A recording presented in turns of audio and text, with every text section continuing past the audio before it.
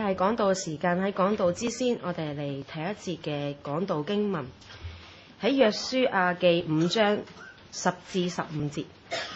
以色列人在吉甲安營，正月14日的晚上，在耶利哥的平原守逾越節。逾越節的次日，他們就吃了那地的出產。正當那日吃無酵餅和烘的穀，他們吃了那地的出產。第二日嗎哪就止住了，以色列人也不再有嗎哪了。那一年他們卻吃迦南地的出產。約書亞靠近耶利哥的時候，舉目觀看，不料有一個人手裏有拔出來的刀，對面站着。約書亞到他那裏，問他說：你是幫助我們呢，是幫助我們敵人呢？他回答說：不是的，我來是要作耶和華軍隊的元帥。約書亞就俯伏在地下拜，說：我主有什麼話吩咐僕人？耶和華軍隊的元帥對約書亞說：把你腳上的鞋脫下來，因為你所站的地方是聖的。約書亞就照着行了。咁今日好高興有本會嘅張志仁牧師喺我哋當中證道，講道嘅題目係拔出兵器的元帥。上一次同弟兄姊妹分享咗摩西所見到嘅異象，亦都同弟兄姊妹分享咗神藉着摩西所見嘅異象咧，係建立咗摩西，讓摩西嘅一生喺呢個異象裏邊咧得着激勵，去為神咧完成咧係神所交託俾佢嘅使命。而今日咧，我就係想同大家分享摩西嘅徒弟約書亞所見嘅異象。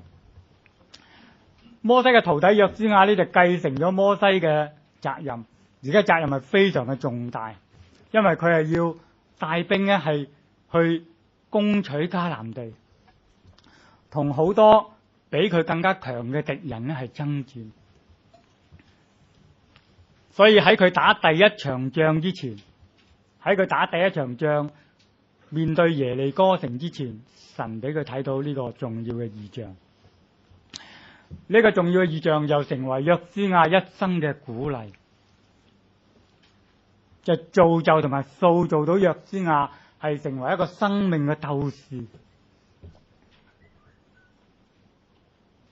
常常係能夠以寡敵眾，常常能夠靠住神嘅力量面對龐大嘅敵人嘅時候咧，毫無懼怕，憑信心、憑勇敢、憑神嘅同在嚟到為神爭戰。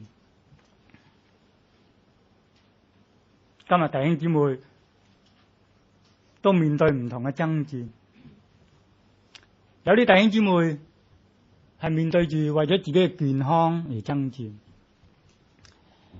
有啲弟兄姊妹係面對逆境當中嘅試煉，工作上面嘅試煉，家庭上面嘅試煉，婚姻裏邊嘅試煉，教養兒女嘅過程裏邊嘅試煉。而保羅提醒我哋，基督徒所面對嘅爭戰咧，靠我哋自己嘅能力同埋智慧係必敗無疑嘅。所以當佢俾魔鬼撒旦嘅詭計搞到佢要坐喺監房裏邊，但係保羅知道佢唔能夠單單睇眼前嘅環境同埋逆境就認輸，所以即使佢坐喺監房裏邊，佢仍然寫出以弗所書呢個咁寶貴嘅監牢嘅書信。而喺以弗所書呢個監牢嘅書信裏邊，保羅就勉勵我哋基督徒話：我哋係面對嘅爭戰係空中屬靈掌權者，係我哋睇唔到，要絆倒我哋，要擊敗我哋，要使我哋嘅靈性咧係倒退，要使我哋侍奉嘅心咧係冷卻，要使我哋對主嘅信心、對神嘅信心咧越嚟越後退，要讓我哋愛世界愛罪中之樂嘅心越嚟越增長。所以今日約書亞所睇嘅異象應該成為我哋嘅異象。當日塑造約書亞呢個異象，如果今日能夠塑造我哋弟兄姊妹，讓我哋弟兄姊妹同樣係立志成為生命嘅鬥士嘅話，咁樣我哋弟兄姊妹就能夠得着未得之地，能夠為神去得着未得嘅親友歸向神啦。當我哋睇下地圖嘅時候，我哋就會睇到呢個異象嘅發生同埋睇見咧，喺吉甲呢個地方。大家睇唔到吉甲呢個地方啊？吉甲就已經過咗約旦河啦。咁佢哋喺吉甲裏面紮營咧，成為一個總部成為呢個即係打仗嘅總部。但係所有嘅仗都未打㗎，未開始打。佢哋就第一個要面對嘅就係耶利哥。耶利哥係一個古城，而且係歷史悠久，防守嚴密，城牆非常高大堅固。所以約書亞嘅內心有好大壓力，究竟係點樣打點樣攻取到耶利哥呢？同時我哋唔好忘記，約書亞喺到達吉甲之前嗰40年嘅生活係咩生活呢？約書亞喺到達吉甲準備帶兵打仗之前嗰幾十年，都係過住一啲好消沉、好令人灰心失望嘅日子啊嘛。所睇見嘅都係好多負面嘅事情所睇見嘅都係佢嘅同胞同埋佢嘅朋友一個一個咁話：我哋唔入得迦南㗎，我哋打唔贏啊！佢嘅朋友一個一個咁喺曠野裏面倒閉。喺呢個時候，佢仲有乜嘢嘅信心，有咩嘅鬥志，叫佢可以面對敵人呢？經過40年嘅負面嘅經歷，係咪啊，弟兄姊妹？就正如如果我哋曾經經歷過一段人生嘅低潮消極負面咁，突然間叫你振作起嚟為神爭戰，哇！你話能力喺邊度嚟啊？約書亞就面對咁嘅情況係咪？經過40年嘅失敗，40年嘅漂流。大家都覺得究竟有冇可能呢？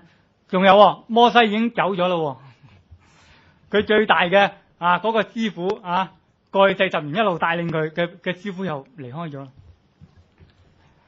所以當時約書亞內心嗰份嘅孤單同埋嗰份嘅未知即係究竟就要打耶利哥，我哋過去40年不停咁漂流，根本就冇練過兵，根本就冇好咁製造過兵器，我哋憑咩打贏呢？所以喺呢個時候，突然間，當佢盤算緊點樣打耶利哥咧，咁就睇見喺耶利哥附近有個戰士咧，掹把刀出嚟向佢站立。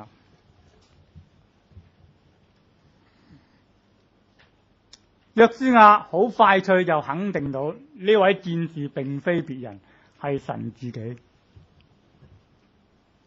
係大能嘅神向佢顯現，點解呢？因為我哋留意下啲經文，就係約書亞對呢位拔出刀嘅戰士所做嘅動作就只有全能嘅神配受呢種動作嘅。喺14節裏邊，我哋睇見話，他回答說，即係嗰位戰士回答約書亞：不是的，我來是要作耶和華軍隊嘅元帥。約書亞就俯伏在地下拜，說：我主有什麼話吩咐僕人？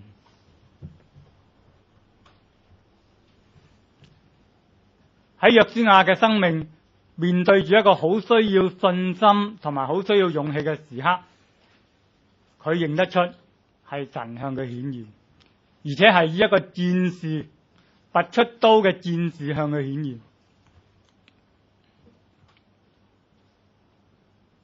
而且話俾佢聽，清楚話俾佢聽，呢一位戰士拔出刀嘅戰士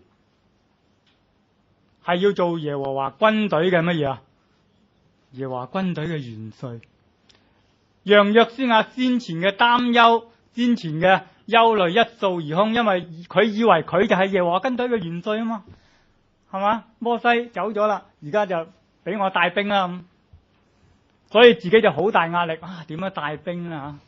點樣打呢場仗？耶利哥咁堅固嘅城牆，咁高大，咁有悠久嘅歷史，對於戰爭係好有經驗。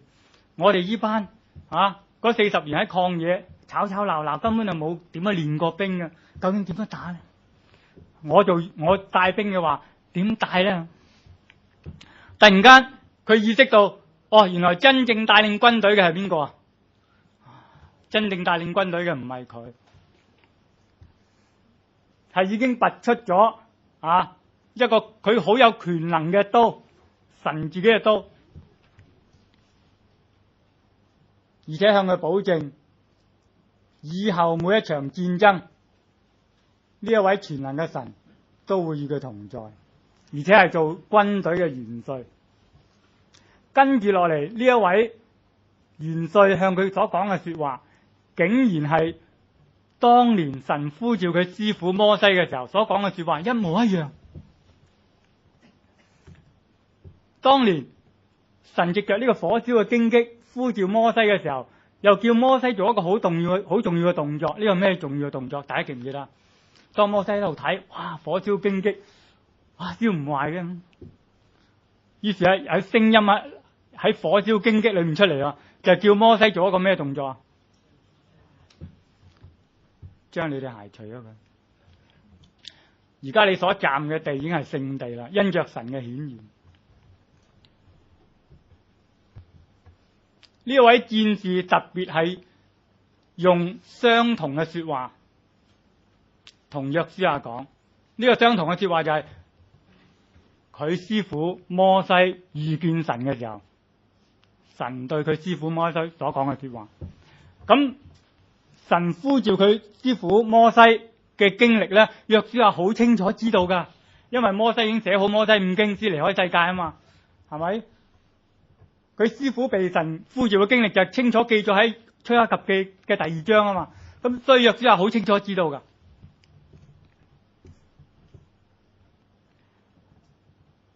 神係非常體貼約書亞內心嘅掙扎，同埋內心嗰種無力感，同埋內心嘅無奈，所以特別係用呼召佢師傅嘅時候所講嘅說話，講翻俾佢聽，為要佢回憶起當神呼召咗佢師傅之後所發生咩事呢？當神就咁樣呼召咗摩西之後，叫佢除咗對鞋啦，你所站嘅地係聖嘅，摩西就乖乖地咁做啦。跟住以後呢，係邊個能夠打敗咗埃及嘅軍隊，帶領以色列人出埃及啊？弟兄姊妹，邊個能夠打敗咗埃及嘅軍隊，將埃及困住嘅被困喺埃及嘅以色列人拯救出嚟啊？邊個？係向佢師傅顯現嘅神咯。又邊個係讓以色列人平安咁渡過紅海啊？就以色列人渡過紅海之後咧，埃及法老王咧帶住好多精兵嚟追佢哋，追唔追到啊？以色列人手無寸鐵噶嘛，係咪？呢個埃及皇帝親身帶領精兵係咁追根本就死梗啊！如果係如果平常人嘅眼光就一定冇嘅，但係竟然間有位元帥係嘛？就係有一位元帥呼召摩西，叫摩西脫鞋嘅元帥咧喺當中伸手一揮，法老王同埋軍隊去咗邊度啊？喺紅海裏面。以色列人200萬嘅人，200萬嘅百姓平安渡過紅海。更奇怪嘅就係200萬人40年喺曠野裏邊嘅糧食同埋食水嘅問題，呢一位元帥咧都順利解決咗。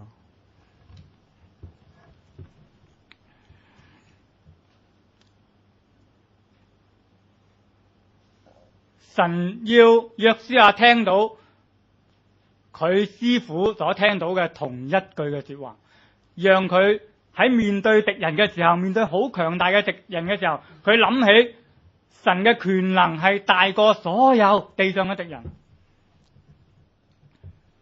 神嘅權能係曾經戰勝過最強嘅埃及國，拔出刀嚟嘅元帥曾經解決咗冇人係可以解決到嘅問題。200萬人喺呢個曠野嘅糧食同埋食水點樣處理？但係佢順利解決咗。所以我哋只要真正明白喺約書亞記裏邊，約書亞嗰份咧毫無懼怕嘅信心同埋勇氣喺邊度嚟嘅咧？就係喺呢個異象裏邊嚟，就係約書亞學咗一個好重要嘅功課，就係面對任何大型嘅戰爭都好，首先佢哋眼係要仰望邊度啊？好似呢一個異象一開始，你睇下喺第13節啊，第13節，約書亞靠近耶利哥嘅時候，後邊嗰4個係咩字啊？哇！嗰個戰士比佢高大好多啊！約書亞靠近耶利哥嘅時候，佢要舉目啊！咁約書亞做得軍隊嘅帶領都唔會係矮小嘅人啦，佢都要舉目啊，係咪？你有冇試過舉目睇一個人啊？佢6、7尺噶嘛，舉目啊嘛，係咪？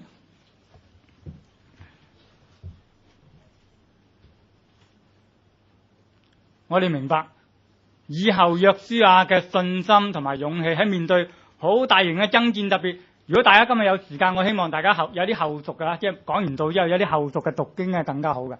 呢個後續讀經大家翻去睇約書亞記第10章啊，第10章係講到約書亞喺南方嘅戰役，南方嘅戰役裏邊好慘烈嘅戰役嚟㗎，係咪？咁然後約書亞記第11章咧係講呢個北方嘅戰役啊，即係打完南方之後就上北方。兩場好重大嘅戰役咧，都有一個特點㗎。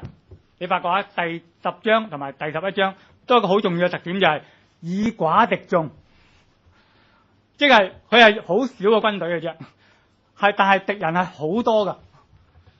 但係你睇到約書亞表現咧，毫無懼怕，好主動出擊，就係毫無懼怕，好主動出擊，係打到敵人咧係落花流水嘅。我自己相信呢個異象咧，喺每一場戰爭裏邊都發揮佢嘅功能，就係約書亞係望住喺佢前邊嗰位拔出刀嚟嘅全能嘅神啊，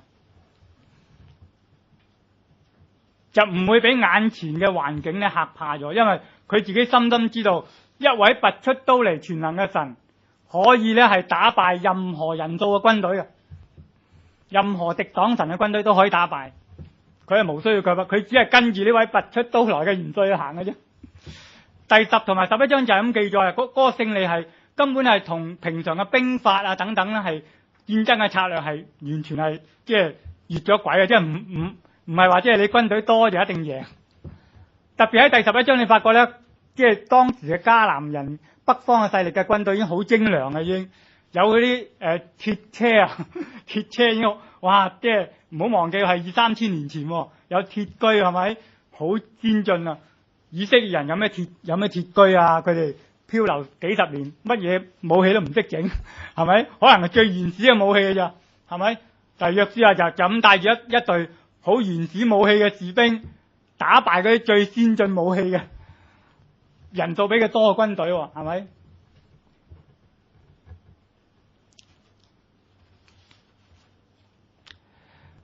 各位弟兄姊妹，如果我哋睇下自己周圍嘅環境咧，睇下我哋嘅困難啦，我哋都覺得心灰意冷喎。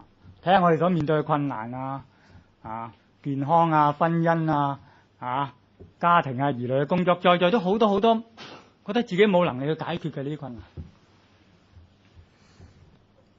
但係如果我哋有一日或者喺呢個時刻，突然間諗到，企喺我哋面前嘅係主耶穌，係曾經戰勝死亡同埋罪惡嘅主耶穌，而家率領緊我哋嘅時候，我哋嘅心會唔會唔同啊？主耶穌有冇企喺我哋面前啊？喺每日嘅生活裏邊，主耶穌究竟有冇企喺我哋面前啊？其實我哋翻去主耶穌嘅大使命咪知咯，我哋背咗主耶穌嘅大使命咪知咯。喺主耶穌嘅大使命裏邊，馬太福音第28章18到20節。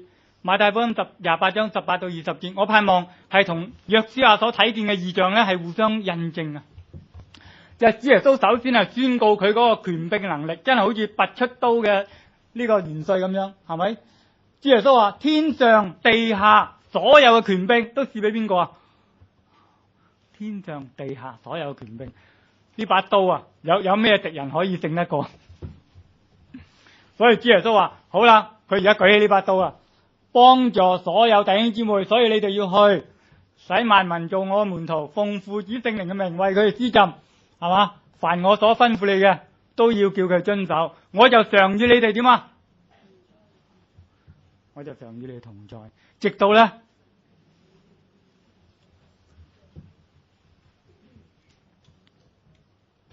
大家留意下第二段輔助經文啦，讓我哋聽一聽當日喺一場咧係喺人睇嚟冇可能打得贏嘅戰爭裏邊咧，使徒保羅竟然話佢打贏咗。點解打贏咗咧？即係佢同我哋分享。我希望今日每位正喺度爭戰緊嘅弟兄姊妹咧，你留意下啊，保羅都可以打得贏喎。保羅靠嘅係乜嘢咧？咁希望弟兄姊妹都有把握啊！經過金堂道之後有把握。唔係靠邊個打得贏場仗，真係靠神，靠喺我哋前邊拔出咗刀嚟保護你，打擊敵人。嗰位主耶穌咧，求佢得勝。第二段輔助經文一齊讀，預備起。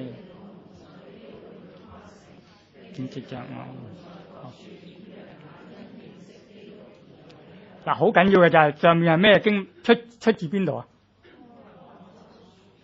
哥林多後書邊度啊？呢個最緊要，你留意佢出處就話，當保羅寫哥林多後書嘅時候，係保羅個心係最沉嘅時候，保羅嘅生命係被傷害得最緊要嘅時候。因為保羅好愛哥林多教會啊，但係哥林多教會愛唔愛保羅啊？我唔知弟兄姊妹有冇咁嘅經歷啊？即係你所愛嘅人咧背叛你，你所愛嘅人咧係做一啲嘢傷害緊你啊！咁喺呢場戰爭裏邊，你會唔會繼續用基督嘅愛去愛佢啊？呢個係對保羅一個好大嘅考驗嚟嘅，係嘛？所以保羅呢度話感謝神啊，佢冇以惡報惡，冇去咒詛哥林多教會，反為好用心寫哥林多前書同埋後書，以至到喺哥林多前書佢自己受傷最深嘅時候，寫咗哥林多前書13章係咩嚟㗎？記唔記得？哥林多前書13章係咩嚟㗎？將愛咧係講得最美好。就係呢個就係點解話唔係佢自己係神帶領佢得勝，佢話感謝神常率領我哋喺基督裏面誇勝。最可怕嘅戰爭就係心靈裏邊啊嘛，係咪？當保羅如果俾憎恨啊、埋怨啊充滿咗嘅時候，佢寫唔到哥林多前後書噶，因為哥林多教會係對佢係好虧欠噶，係咪？正如今日我哋要去愛護為虧欠我哋嘅人祈禱，難唔難啊？難唔難啊？係好難噶嘛，除非你好似使徒保羅咁講啊，感謝神常率領我哋喺基督裏面得勝，並且藉着我哋喺各處顯揚乃因認識基督而有嘅香氣。呢個香氣唔係搽香水嘅香氣啊，呢個香氣就係好美好嘅品德，好美好好難得嘅，就係正如保羅一樣以善勝惡。弟兄姊妹啊，讓主耶穌做你生命嘅元帥啦！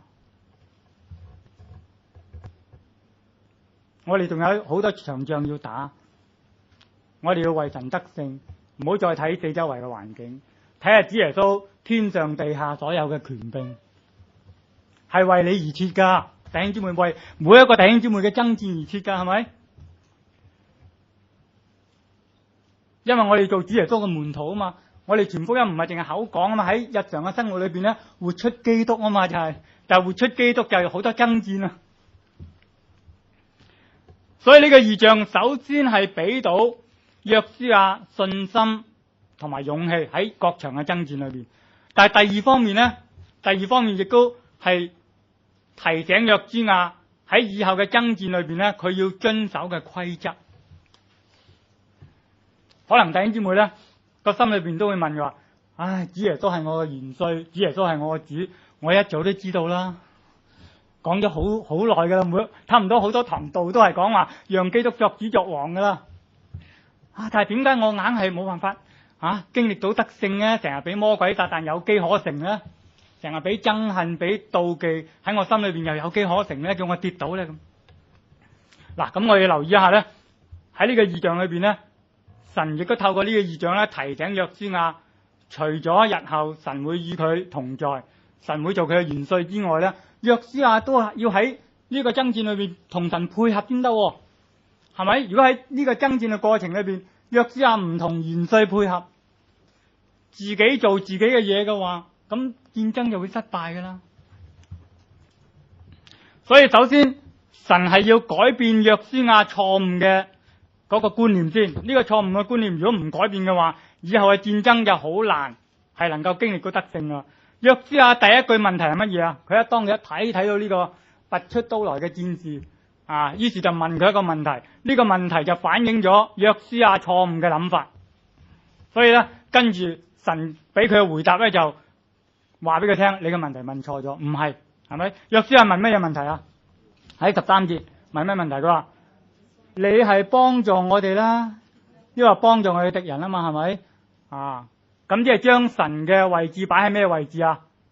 即係將神嘅位置擺喺助手嘅位置，佢係元帥。嗱，你要幫你幫我啊，因為幫佢哋啊。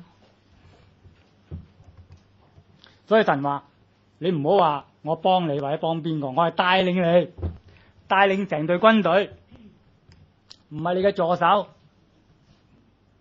所以約書亞以後咧，唔係話佢定咗一個計劃，然後話俾神聽啦。嗱，我有呢個計劃，神啊，你幫我。可能其實當時約書亞都定咗計劃點樣去打耶利哥噶咯，因為耶利哥咁高城牆咁厚，係咪啊？咁堅固，歷史咁悠久，可能約書亞都諗咗，唉，揾幾塊粗啲嘅木安排一隊士兵去撞城牆啊。咁然後咧就揾一班士兵啊射火箭上去，諗咗成套計劃噶啦。後來咧，大家記唔記得呢一個耶利哥城係點樣即係攻取到噶？點樣攻取到啊？有冇打過咩好厲害嘅仗啊？有冇損失幾多？有冇啊？神就俾佢喺耶利哥經歷到，神係元帥，佢要放低佢所諗嘅嘢。神係元帥，佢要首先好好地去得到神嘅指示先，不論透過祈禱又好，安靜又好，首先係得到整個戰爭裏邊帶領嘅元帥嘅指示先，唔係佢諗咗嗰套點樣攻耶利哥嘅嗰個計劃，而係神話俾佢聽，而家有一套好奇妙嘅計劃，係古往今來未試過嘅，就係每日繞耶利哥一圈，繞耶利哥城一圈。每日都係咁，第7日咧就繞耶利哥城7圈，每一次繞耶利哥城行嘅時候咧就吹起號角，咁樣打仗喎，咁樣繞一圈一日呢個就係記載喺呢個耶利哥呢個約書亞記第6章嘛，神叫佢咁做，咁又好奇怪喎，真係約書亞同埋佢軍隊就今次咧就聽呢個元帥嘅指示喎，真係咁做喎，係咪？一日一個圈，6日6個圈。第7日咧就繞咗7個圈，跟住發生咩事啊？即係元帥嘅計劃，自然有元帥佢自己嘅作為，係咪？耶利哥城咪並棒，仲有唔係淨係向外冧，向外冧會砸親佢哋噶嘛？佢哋喺繞嘅時候係咪係向裏邊冧啊？即係根據呢個聖經學者嘅考證好奇妙。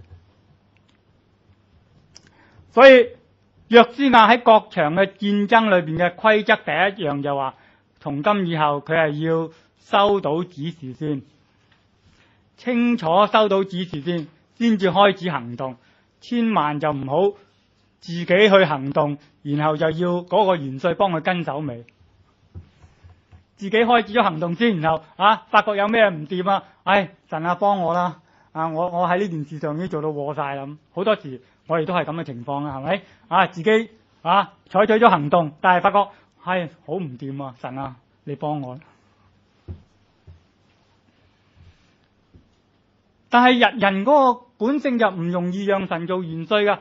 我哋再睇一次地圖啊，地圖再打出嚟，地圖上面其中有一個地方咧，係啦，睇下有個基片啊，基片呢個地方係下邊嗰度睇啦，下邊基片啊，係啦，基片呢個地方睇到啊嘛，基片咧就係唯一一次約書亞係被人欺騙所以咧基遍同欺騙咧差唔多咁嘅音基遍就唯一一次地方，約書亞俾人欺騙得好緊要嘅係點樣欺騙法咧？我哋睇睇輔助經文好嘛？睇呢個第3段輔助經文即係明呃佢噶，但係明呃佢咧，佢都俾人呃喎。好多時我哋嘅經歷都係咁啊，好激氣啊，明呃都俾人呃咗，點解咧？就係冇讓耶和華作元帥啦。我哋一齊讀第3段嘅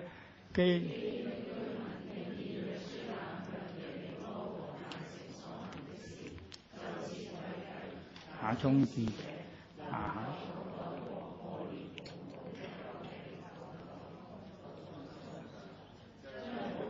舊鞋穿在腳上，把舊衣服穿在身上，他們所帶都是乾的，長了霉了。他們到吉甲營中見約書亞，對他和以色列人說：我們是從遠方來的，現在求你與我們。再讀第6節一次嚇。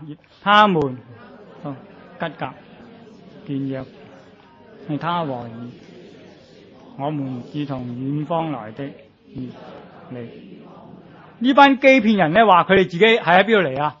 好遠路嚟啊！我哋好遠路嚟啊！遠唔遠啊？你睇下基遍同呢個吉甲遠唔遠啊？附近根本就係咪？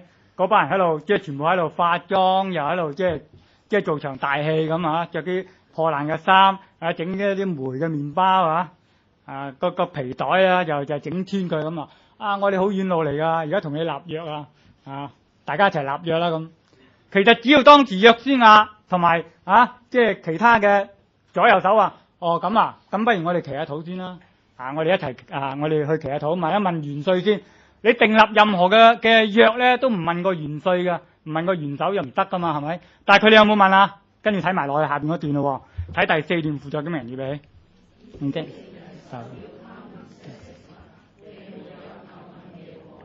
於是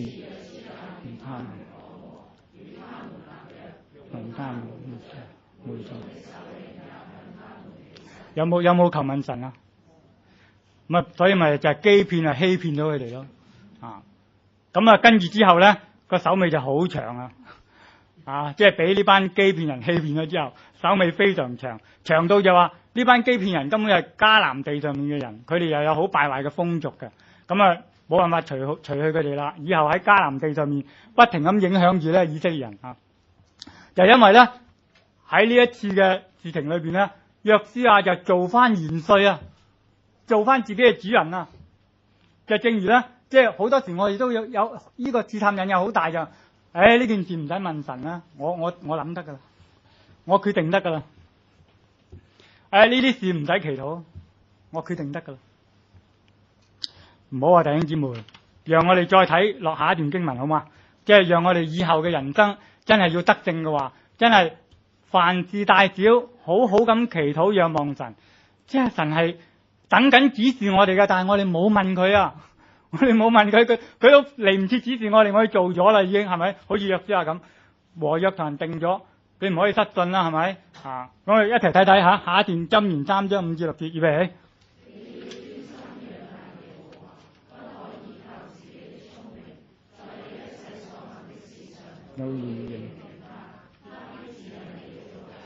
我真係好盼望呢句金句咧，係一個好寶貴嘅呼召嚟嘅。呢個呼召係由神發出，呢個呼召就係要專心仰賴耶和華，唔好依靠自己嘅聰明。喺我哋一切所行嘅事上面都要認定他。呢個係一個呼召啦。跟住落嚟嗰個應許好寶貴喺呼召之外咧，神俾我哋一個應許。應許係乜嘢？最後一句係咩啊？都要認定他啦。他點啊？真係呢句應許幾寶貴咋？只要我哋肯祈禱、肯尋求，只要認為嗰件事喺嗰件事上面咧，我哋自己係真係唔知點做嘅，但係我哋願意尋求神嘅旨意，願意認真祈禱，願意喺我哋每一日嘅時間表裏邊咧，劃出一段一定有嘅時間向神禱告，為我哋自己嘅婚姻，為我哋自己家庭，為我哋自己嘅爭戰，為我哋自己嘅健康，為我哋工作嘅難處咧，喺神面前跪低好好禱告。神會唔會帶領你啊，弟兄姊妹？如果有筆嘅弟兄姊妹，請大家記低，真係主耶穌所講嘅應許同呢個應許咧係互相呼應嘅，互相呼應。我哋嘅元帥已經話俾我哋聽，我哋祈禱咧，我哋就揾到噶啦。馬太福音7章7到8節，馬太福音7章7到8節，大家聽下我讀出呢段寶貴嘅經文，亦都係我好喜愛嘅。主耶穌話：你們祈求，大家記唔記得？就給你們尋找，弟兄姊妹記得就尋見，叩門，為你開門。因為凡祈求嘅就得着，幾好啊！寶貴，邊個弟兄姊妹嗬？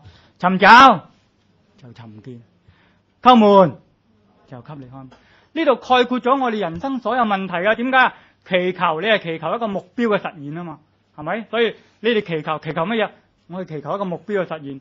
呢個目標可能係我嘅健康，呢個目標可能我嘅家庭，呢個目標可能我嘅工作，呢個目標可能我讀書，係咪？我哋有冇好好咁為一個目標祈求咧，而唔係靠自己嘅聰明去做咧？尋找一個清晰嘅方向啊，係咪？如果我哋覺得我而家嘅人生嘅方向好唔清晰，都唔知點行；侍奉嘅方向又好唔清晰，又唔知點行；讀書嘅方向又唔知點清晰，又唔知理科即係文科。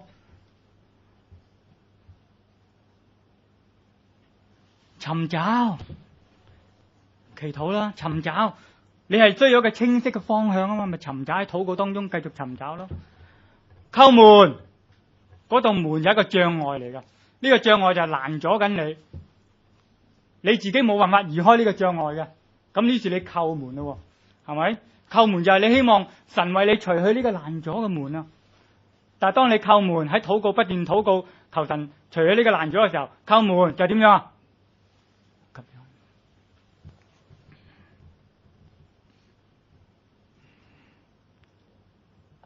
所以如果我哋真係將主耶穌當做我哋嘅元帥，如果我哋真係相信主耶穌嘅權柄能力係魔鬼冇辦法抵擋嘅，如果我哋相信主耶穌真係能夠帶領我哋得勝我哋生命裏邊一切嘅困難嘅話，我哋一定要花時間去祈求，花時間去尋找，花時間去叩門。最容易最快嘅方法梗係依靠自己嘅聰明啊，乜都唔需要祈禱，係咪？或者依靠其他人嘅聰明啊，俾咩意見你啊？但係最終你發覺係乜嘢咧？我唔希望弟兄姊妹再遇到欺騙人遇到欺騙人慘啊，又俾佢欺騙。第二個策略，所以咧喺戰爭裏面第一個策略就話等候，先安靜等候，收到指示先去行動。所以大家如果係翻去真係好乖咁聽牧師講，睇約書亞記10章同埋11章嘅話咧，你會睇見咧約書亞喺10章嘅南方戰役同埋11章嘅北方戰役咧，都係收到神嘅指示先行動噶。收到指示啦，就係行動啦，就打贏啦。好啦，第二個策略好緊要嘅就係呢一個拔出刀來嘅戰士咧，係叫約書亞做一個咩動作啊？做一個咩動作啊？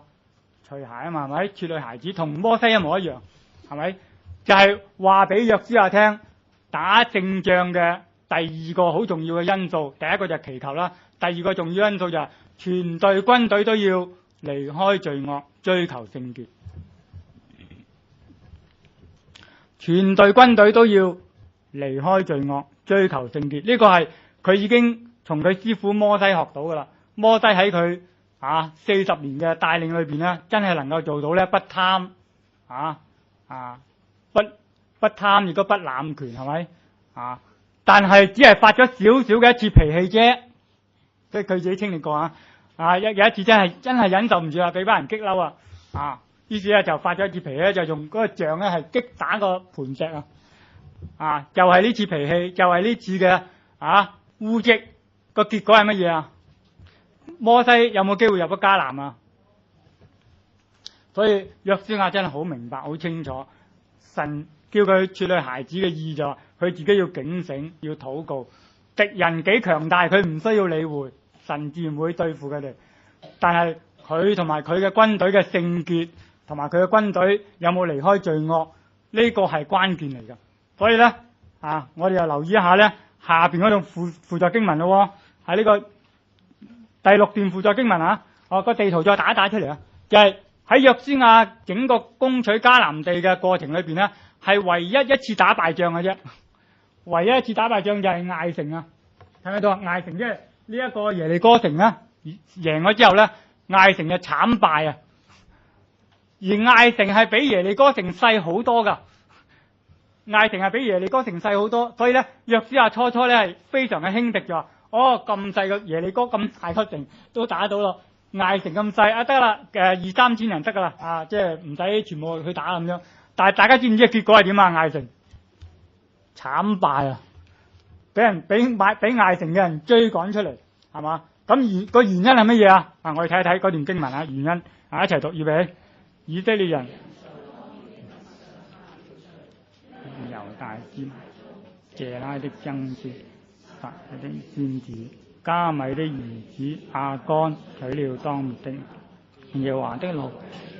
以色列人，神係清楚吩咐咗約書亞同埋個軍隊，所有嘅嘢都唔可以貪，金銀財寶千祈唔好貪。但係呢個亞干聽唔聽啊？亞干就諗住哇，金銀財寶美麗衣裳唔攞就笨咯嚇。於是攞咗咧就收埋喺地底喎，即係收埋喺佢帳幕嘅地底嗰度。咁所有人都唔知啊，係咪？但係神知唔知啊？話一個人嘅罪啦，拖累咗全隊軍隊打敗仗，同埋損失咗36條人命，讓約書亞再一次認清楚，只有佢哋大家一齊保持清潔，遠離罪過，佢哋先能夠係打勝仗。因為當佢哋保持清潔，遠離罪過嘅時候，又話係軍隊嘅元帥就會幫助佢哋打敗敵人。當有罪喺佢哋嘅會眾當中係出現，而佢哋又縱容咗呢個罪，冇對付呢個罪嘅時候，神嘅工作就停止咗噶啦。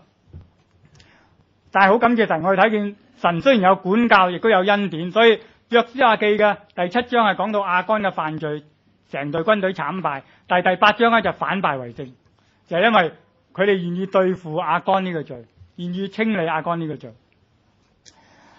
求主幫助我哋，前邊我哋要為主爭戰，要打勝仗，我哋必須要好好咁檢視自己，一定要記得主耶穌教導我哋主禱文嘅2句說話：免我哋嘅債，如同我哋免了人嘅債。如果我哋有咩得罪神、得罪人未嘅虧欠係未對付嘅，孭住一身債喺身嘅，我哋有冇機會打勝仗啊？所以我哋留意一下喺新約嘅教會裏邊，哥林多教會係最多恩賜嘅，係咪啊？哥林多前書第1章又講，保羅即刻讚佢哋，哇，好多恩賜，好聰明，好有智慧，好富有。但係哥林多教會係咪一間可以傳福音嘅教會啊？係咪一間神所重用嘅教會啊？哥林多教會係冇人敢翻去啊，因為佢哋好多恩賜啊，但係佢哋個個都用佢自己嘅恩賜咧去內鬥啊，喺教會裏邊大家互相角力啊。冇人敢去呢間教會啊！一入到去，平安喜樂，所有你都睇唔到，淨係睇到即係邊一派話我係保羅派、彼得派、基督派。哥林多教會充滿罪，所以完全冇辦法能夠為主打任何嘅仗。相反，另外一間教會帖撒羅尼迦教會，所以我哋睇帖撒羅尼迦前後書就睇見呢間教會係被逼迫得好緊要，各樣嘢都資源好短缺。但係佢哋傳福音嘅能力同埋信心咧，傳到整個馬其頓省咧都知道，哇！帖撒羅尼迦嘅弟兄姊妹傳福音好厲，非常好。因為帖撒羅尼迦弟兄姊妹追求聖潔，遠離罪惡，沒有內鬥，將全部嘅精力擺喺傳福音、榮耀神呢件事上面。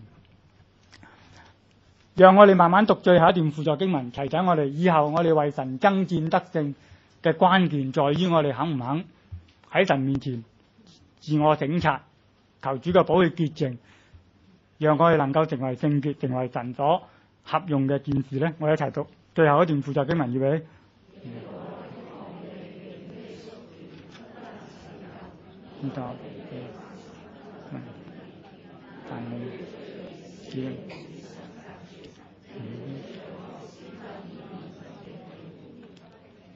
只要我哋離開我哋嘅罪惡，